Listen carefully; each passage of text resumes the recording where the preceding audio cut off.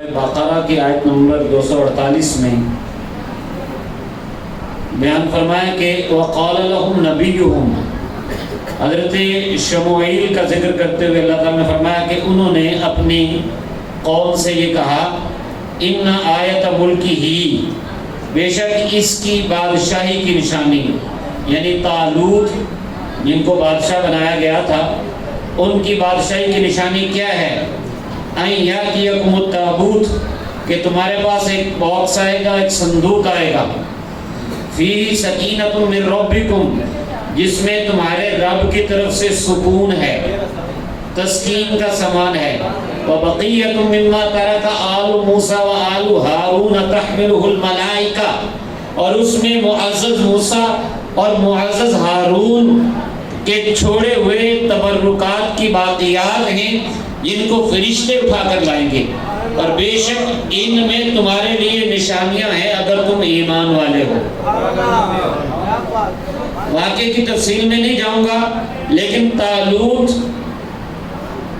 کی بادشاہی پر دلیل ان کے نبی شموئیل علیہ السلام یہ بیان کریں ایک صندوق آئے گا۔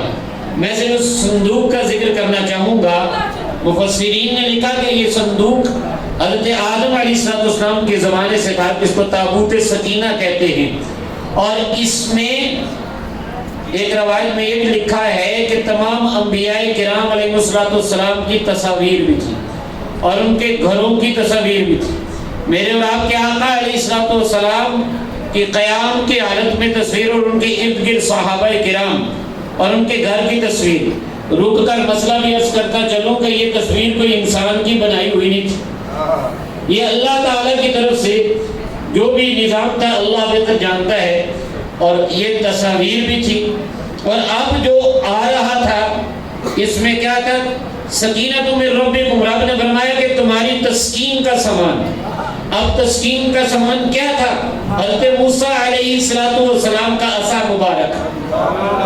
سبحان اللہ کہیں جو اگر پریشانی نہیں، حضرت موسیٰ علیہ السلام کا عصا مبارک، ان کے کپڑے اور ان کے نالین اقدسین، اور حضرت سیدنا ہارون علیہ السلام کا عصا مبارک، ان کا امامہ مبارک، اور جو کھانا آسمان سے نازل ہوتا تھا من، اس کا کچھ حصہ یہ بھی اس صندوق میں تھا۔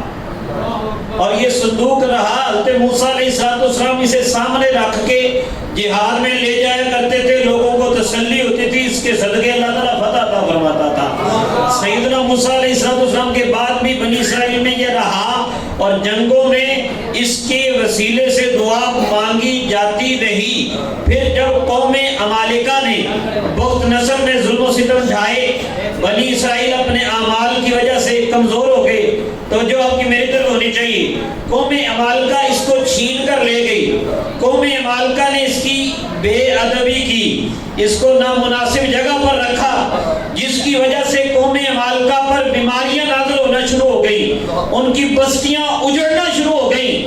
وہ اگرچہ کافر تھے لیکن سمجھ گئے کہ اس مقدس تبرکات کی بے حرمتی کا یہ نتیجہ ہے۔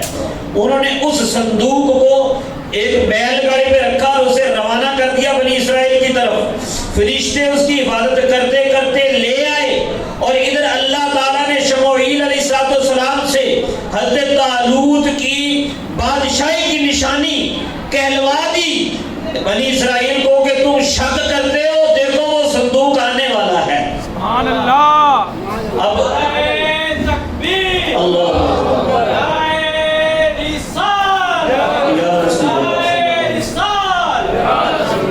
تو سارے سبق تو آپ سمجھ گئے، اگر میں آپ سمجھانے لگوں گا تو میرا ٹائم بڑا مختصر بتایا گیا ہے، آپ سب سمجھ گئے ہیں نا کہ اس میں وہ سب باتیں، اور یہی وجہ ہے کہ جنہوں نے تو ان مقدس ہستیوں کو دیکھا وہ دیکھنے کی باتیں کرتے ہیں۔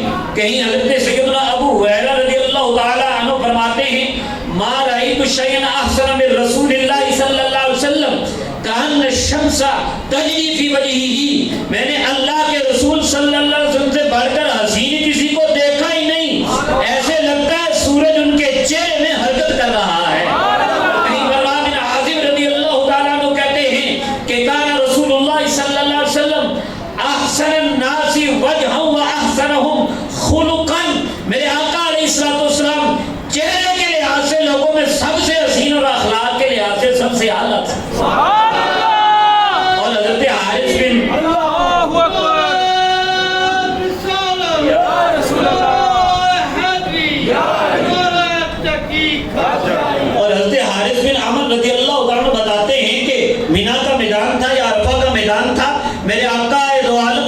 وسلم جلوہ فرما تھے، لوگ ان کے ارد گرد موجود تھے، جو بھی اعرابی صحابی آ کے دیکھتے تو صدا لگاتے، ھذا وجہ مبارک، ھذا وجہ مبارک، اور یہ تو بڑی برکتوں والا چہرہ ہے، یہ تو بڑا حسین چہرہ ہے، یہ تو بڑا پیارا چہرہ ہے۔ اسی لیے کہا مولانا حسن رضا خان بریلوی رحمۃ اللہ تعالی علیہ نے کہ اللہ اللہ شہ کونین جلالت تیری، فرش کیا عرش پہ جاری ہے حکومت تیری، اور تیرے انداز یہ کہتے ہیں کہ خالق کو تیرے سب حسینوں میں پسند آئی ہے صورت تیری، اور دیکھنے والے کہا کرتے ہیں اللہ اللہ، یاد آتا ہے خدا دیکھ کے صورت تیری، ماہ خورشید سے دن رات ضیا پاتے ہیں، ماہ خورشید کو چمکاتی ہے طلعت تیری، اور چین پائیں گے تڑپتے ہوئے دل محشر میں، رب کسے یاد رہے دیکھ کے صورت تیری۔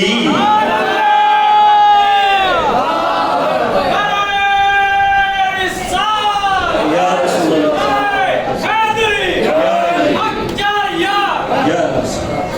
دیکھیں جنہوں نے تو صورت دیکھی وہ تو پھر تصور اپنا وہی رکھتے ہیں، کأنی انظرو، گویا کہ میری آنکھوں میں ابھی تک وہ چمک ہے، میری آنکھوں میں ابھی تک وہ نبی پاک کی نورانیت جو میں نے دیکھی تھی۔ ہر صحابی یہ کہتا ہے، جنہوں نے نہیں دیکھا انہوں نے ان کے تبرکات حاصل کی، ان کو سینے سے لگا لیا، تبرکات کو سینے سے لگا لیا۔ بات بڑی مختصر کرنا چاہتا ہوں، دیکھیے حضرت سیدہ ام سلیم رضی اللہ تعالی عنہا نبی پاک کا پسینہ لیتی ہیں، پوچھنے پہ بتاتی ہیں ان سے بچوں کے لیے ہم برکت حاصل کرتے ہیں، خوشبو میں شامل کرتے ہیں۔ حضرت ام سلمہ رضی اللہ تعالی عنہا چاندی کی ڈبیا دکھاتی ہیں کہ اس میں میرے آقا علیہ السلام کے منہ مبارک ہیں، جب بھی کوئی بیمار ہوتا ہے مدینہ شریف میں پیالہ پانی کا ہمیں بھیجتا ہے، ہم اس پیالے میں یہ بال ڈبو کے بال واپس رکھ لیتے ہیں، پیالہ مریض کو پلایا جاتا ہے، اللہ تعالیٰ شفا عطا فرما دیتا ہے۔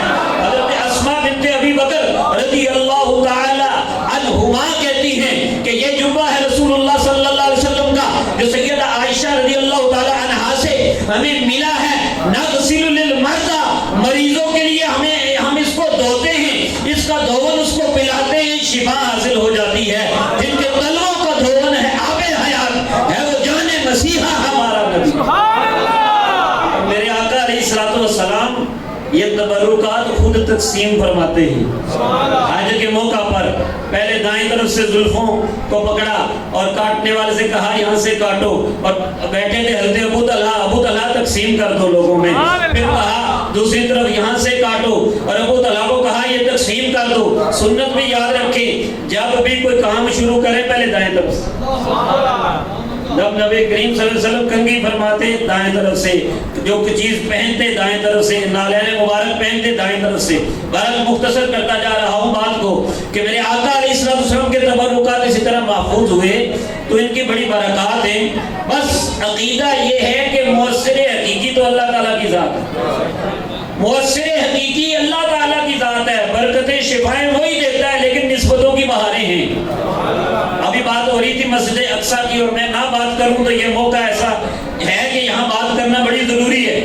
مسجد اقصیٰ کی عظمتیں دیکھیے، جب حضرت سیدنا سلیمان علیہ السلام نے مسجد اقصیٰ بنائی، یہاں بھی تو نسبتیں ہیں نا۔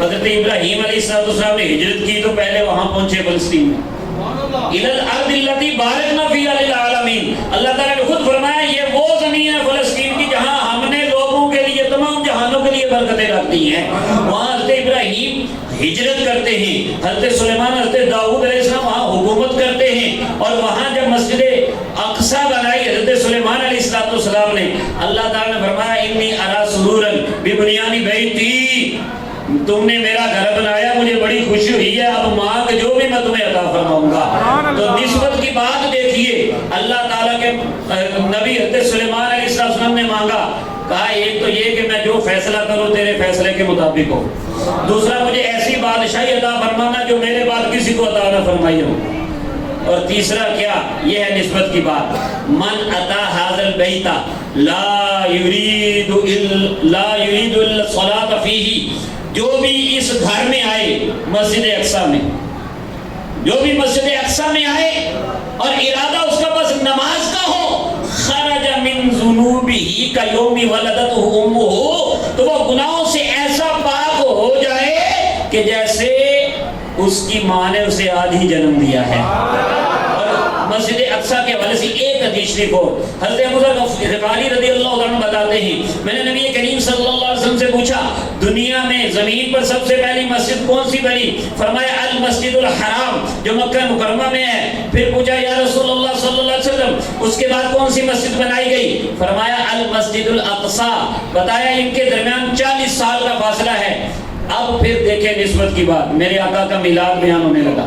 میرے آقا جب آئے میرے آقا نے فرمایا جعلت لی الارض مسجدا وطہورا، اللہ نے میرے لیے ساری زمین کو مسجد بھی بنا دیا ہے، پاک کرنے والا بھی بنا دیا ہے، سجدہ گاہ بھی بنا دیا ہے، پاک کرنے والا بھی بنا دیا ہے۔ تو اب اس حدیث میں حضرت ابو ذر غفاری کو میرے اور آپ کے آقا فرمانے لگے ثم لک الارض مسجد، پھر ساری زمین ہی میرے صدقے، اور رب نے مسجد بنا دی ہے۔ فَحَيْثُمَا أَدْرَكَتْكَ الصَّلَاةُ فَصَلِّ، اب جہاں کہیں بھی تجھے نماز ملے پاک جگہ پہ نماز پڑھ لیا کر۔ یہ ہے نسبت کی باتیں۔ تو بہرحال میں بات کو مکمل کرتا ہوں، اللہ تعالیٰ آج کی حاضری ہماری قبول فرمائے۔ ایک ہوش سے مسئلہ بھی یاد رکھیے، تبرکات کی بڑی فضیلت ہے۔ ہمارا عقیدہ یہی ہے کہ اللہ موثر حقیقی ہے، جو گولیوں میں شفا رکھ سکتا ہے وہ نسبت والی چیزوں میں بھی شفا عطا فرماتا ہے۔ سبحان اللہ، شفا رب کی طرف سے ہی ہے۔ لیکن یہاں پر ایک بات کی احتیاط، میں مولانا احمد رضا صاحب کے حوالے سے بات نہیں کر رہا، میں ایک جہان کے اندر جو کچھ ہوتا ہے نا سب کو دیکھنا پڑتا ہے۔ ایسی باتیں بھی سننے میں آئیں کہ لوگ جال سازی کرتے ہیں، تبرکات کے حوالے سے جھوٹ بولتے ہیں۔ میری بات یاد رکھنا، مفتیان کرام کا فیصلہ ہے اور یہ بات ذہن میں رکھنی ہے۔ ہمیں اگر کوئی یہ بتاتا ہے نا کہ یہ نسبت ہے فلاں، تو ہمیں تو اس کا احترام کرنا ہے، کیونکہ ہمیں تو بیک گراؤنڈ کا نہیں پتا۔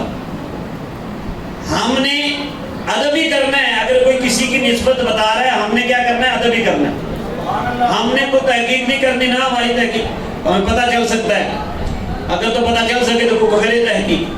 ہمیں اگر کسی نے بتایا کہ یہ نسبت فلاں سے ہے تو ادب کرنا ہے، لیکن جو ایسا کرتے ہیں کہ وہ نسبت نہیں ہوتی، جھوٹ منسوب کرتے ہیں، وہ یاد رکھیں میرے آقا نے فرمایا تھا من کذب علی متعمدا فلیتبوأ مقعدہ من النار، جو مجھ پہ جان بوجھ کر جھوٹ باندھے وہ اپنا ٹھکانہ جہنم میں بنا لے۔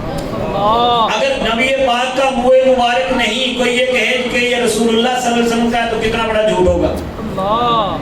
تو اگر کوئی ایسی بات ایسی سازش میں ملوث ہے کہ مسلمانوں کی اس عقیدت کو وہ خریدنا چاہتا ہے اور وہ ایسی گنہونی تجارت کر رہا ہے تو وہ اپنی آخرت کی فکر کرے، اسے توبہ کرنی چاہیے۔ بہرحال یہ بڑی مقدس محفل ہے، یہ مسئلہ میں نے ضرورتاً عرض کر دیا ہے۔ اللہ تعالی ہم سب کی حاضری قبول فرمائے۔ وما علیہ الا البلاغ۔